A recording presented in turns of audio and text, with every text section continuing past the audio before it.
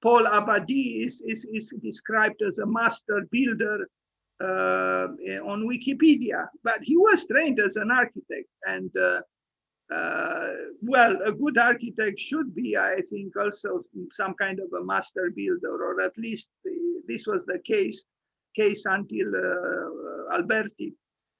Brunelleschi was a master builder, and he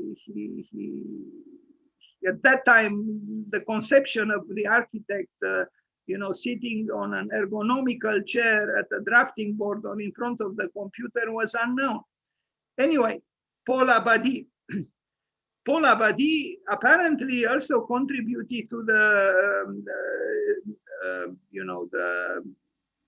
reconstruction or the yes, because Notre Dame de Paris had many problems over the centuries, and he took over after Viollet-le-Duc and became the master of that building site at Notre Dame, Notre Dame. But I will not talk about that. Now I will talk about other works by him, where he was also the architect, where he didn't reconstruct the building or did some refurbishments or whatever. I will only show now works built above all, I mean, from his sketches and from his conception.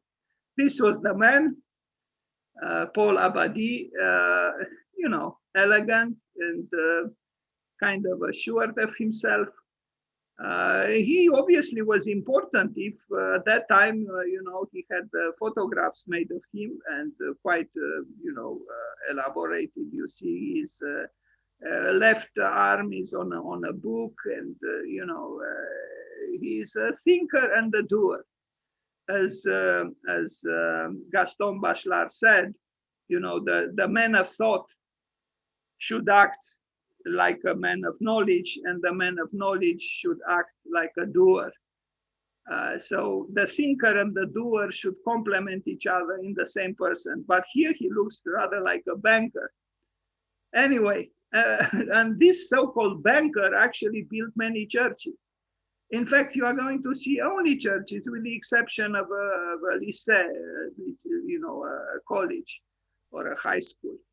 Now, Hotel de Ville, no, I'm wrong. I also built this, I forgot about this. Hotel de Ville is a city hall. It's, like a secular building. But it looks like, as you can see, it's the man was in love with the Gothic, and it shows. And you don't quite know, if you look at this building, you don't quite know when was it built. Well, it was built in the 19th century, the same century when in Great Britain also there was a great revival of the Gothic. So we had a neo-Gothic movement, which was quite strong in England. But look, even in France, there were architects who, revitalized the Gothic. So it's, it's a city hall, but it's also, like a kind of like a castle, a citadel almost, with towers. Of course, we cannot accept easily these mimetic references to a different century. It's true. It seems to be too easy, but what can we do? This was the 19th century, and as I said, in the 19th century, both in England and France, and perhaps in other parts as well, the return of the Gothic was strong.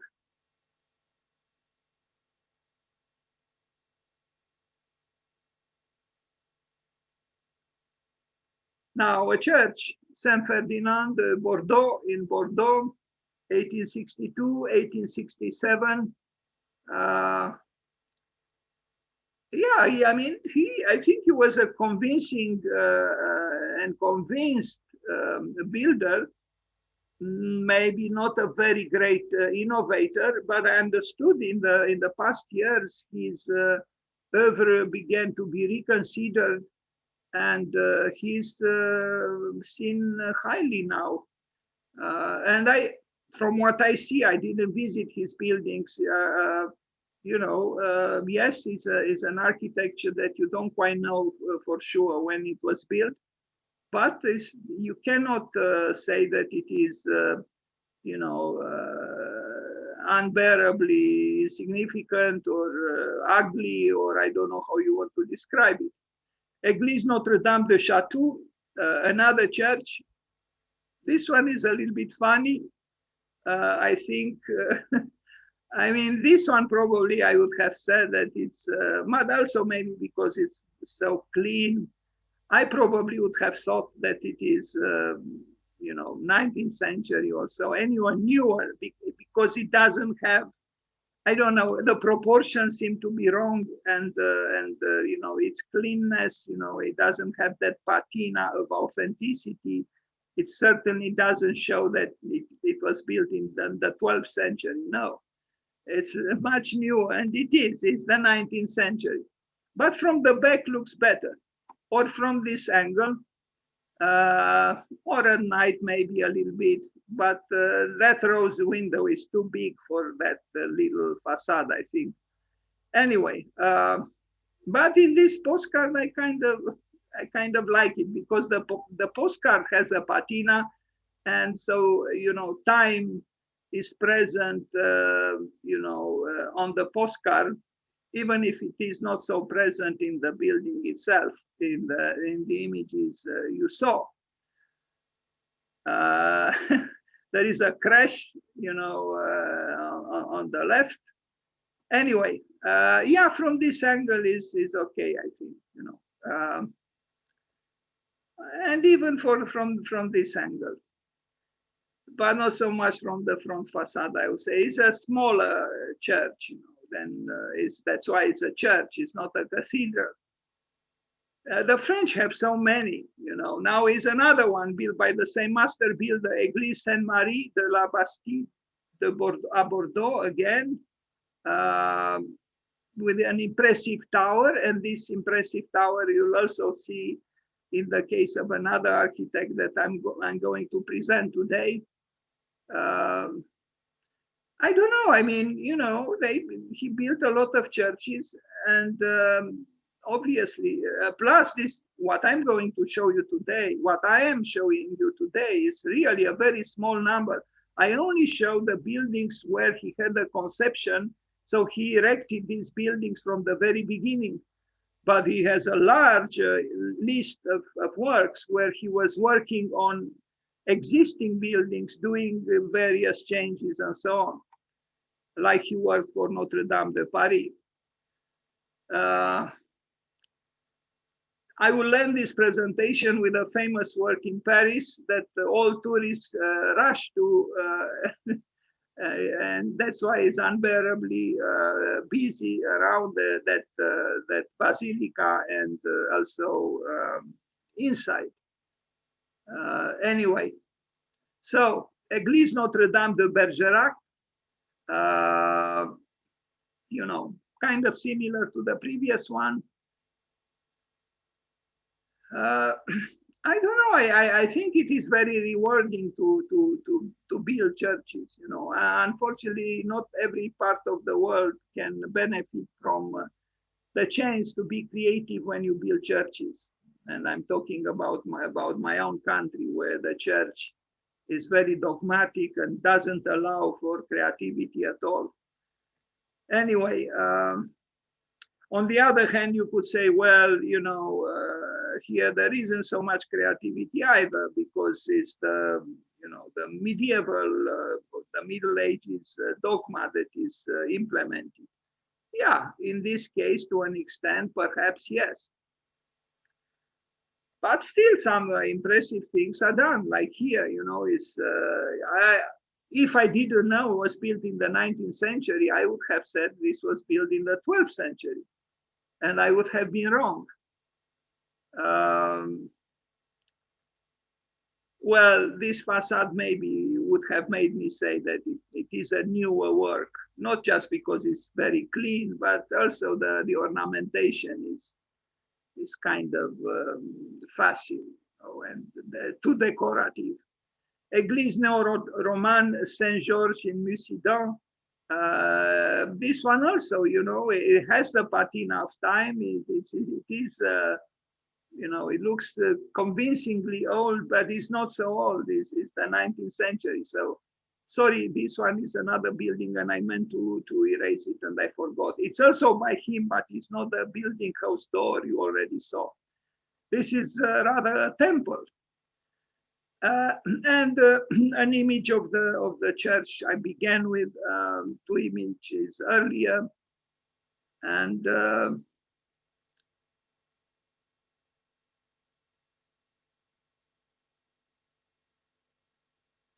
yeah. Now a high school, liceu in Romanian, in Angoulême, commencé par son père. His father began this building, and he continued it. It's this building. I don't have great pictures with it. Is this building here? You know, a rational torture chamber for the students. I am malicious. I shouldn't say so, but when I think of that, I forgot. I wanted to play. Maybe we'll make an intermezzo to listen to a song which I love, which was launched today by a great singer, I think. Is a Beatles song which was launched today, a very famous song, and I intended to play it for you, but I forgot in the rush to put everything together, because it was a little more difficult today because there are four people that I have to talk about. So this is the lycée, built by the same architect, and well, you would say nothing exceptional here. I guess I don't know. It's now this is the last one that I show, and this is very famous in Paris, the Basilique du Sacré-Cœur de Montmartre. And the initial plan was inspired by the Cathedral Saint-Front de Périgueux. And you'll see that at the very end, a few images with that, you know, cathedral that apparently inspired Sacré-Cœur de Montmartre. So this is the building where all tourists flock. You know, it's hard to arrive there because it's on top of a hill and you have to climb a lot of stairs. And when you arrive there, I don't know. I was totally exhausted. I had no desire to enter the church. But it was conceived by this architect, by Paul, but he died before the building was completed. The building was completed like 15 years after he died, but it was built on his plans. So it's a famous addition to the Parisian landscape. It's a famous basilica, but it is a strange building because, you know, I don't know, it doesn't quite look, I don't know, it has a strange style, if I am to use the word style. It's something almost a little bit oriental about it, you know. It's not the typical cathedral or basilica, and you'll see the model it was based on. Anyway, but it is there to stay. And it has a glorious position, and you know, what else can you say?